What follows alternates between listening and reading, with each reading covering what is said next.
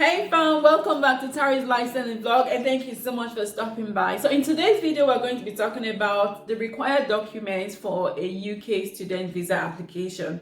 Okay, but before I go on, if this is your first time of coming to my channel and you like videos like this, then please subscribe, turn on your bell icon so you don't miss out on any of my videos going forward. Okay, so like I said before, we're going to be talking about the required documents for a UK student visa. We know that for every application you put through or you put into the Home Office, there are certain criteria and there are certain documents that you need to provide to show that you are eligible for that a visa to be granted to you. And in my previous video I talked about the eligibility criteria. If you haven't seen that video, I'll put the link up here so you can have a look at that video yourself. But today we're going a bit further to talk about the documents that you actually need to provide to prove that you are actually eligible for this visa. Okay, and of course the first thing is for you to have a valid passport. Okay, so you need a valid passport for every sort of visa that you applied for. Okay, so your proof of identity, your passport is so important. Okay, so the second thing you want if you want to apply for a UK student visa is the unconditional offer. Okay, so you want to make sure that you have had an unconditional offer from the university or the college or the school, the institution that you want to go and study in. Okay, and once you've had an unconditional offer, then they will give you what they call a CAS, a confirmation of acceptance. CAS will be a reference number that will be on a document that has been provided to you by the institution that you're going to study in. So that is very important because that's what shows that indeed you've got an unconditional offer, you've been accepted to study in that university. Okay, the third thing is for you to prove your funds. Okay, so the proof of funds, and we've talked about proof of funds so many times, always very important if you're applying for a UK visa. Any visa you're applying for, spouse visa, visitor's visa, whatever kind of visa you're applying for, including a student visa, you want to be able to prove your fund. Okay, so you want to show statements. If you are sponsoring yourself, you want to show that you can actually sponsor yourself, you can actually take care of yourself, you can sponsor yourself throughout your study. And if you are being sponsored by someone, they would need a letter from that person and the person's proof of fund, obviously, to say this is how much I'm going to be sponsoring this person with, or this is my bank statement.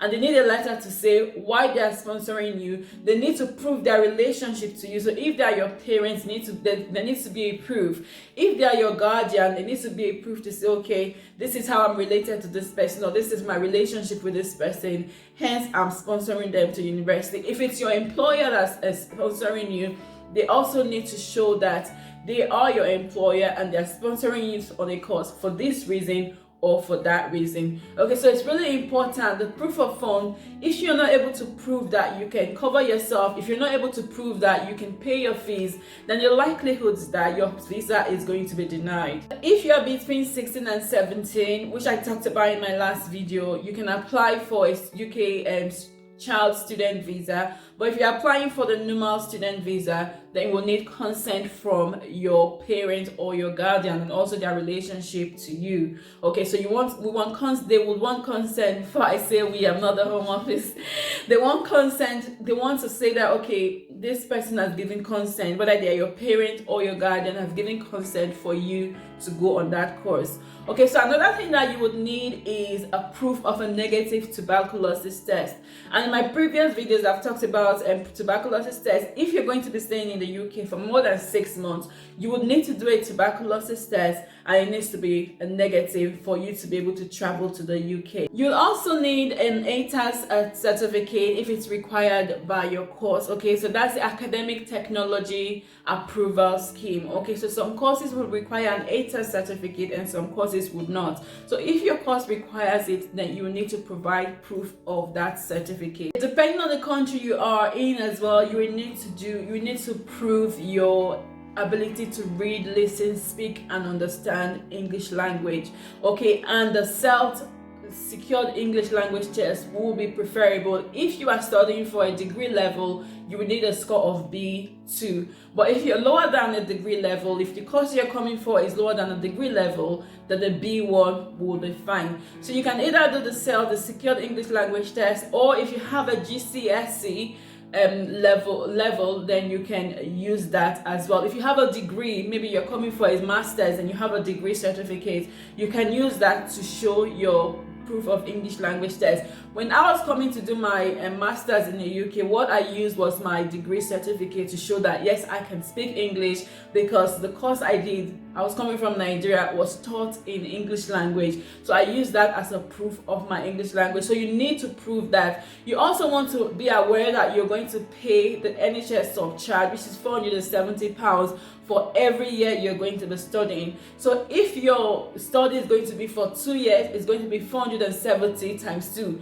I'm not good at math, but I think that will give us about £940. So that's how much you're going to pay for your NHS surcharge. So it's really important, like we always know, that we get all the documents right. So anything you're saying to them, you want to have proof of it. If you're saying to them that you can speak English, you want to show them that you've got this proof to show that you can speak English. If you're telling them that yes, I can sponsor myself at uni or in college, you want to be able to show a financial statement to say yes, I can sponsor myself. And one more thing I must mention: if you are applying for a student visa, you want to make sure that that proof of fund is in your account within 28 days before you do your application. Say for instance you are applying for a visa, say for instance the 1st of July, that money needs to be in your account 28 days prior to the day that you actually apply for your visa. Okay, and for me, I would advise that you keep it a little bit longer just in case, but it needs to be in your account within 28 days before you actually do your application. So it's really important that we have all those documents to prove that yes, these are the documents. So I've gotten an offer in the university or in an institution in the UK. This is the offer that I've received. This is a letter to prove it. This is my CAS, which is the reference number. So the reference number, which is the CAS, you put it on your application form. So it's really important. If we're doing anything, we need to do it right. Okay, so that we don't get refused. The visa application will take about 3 weeks.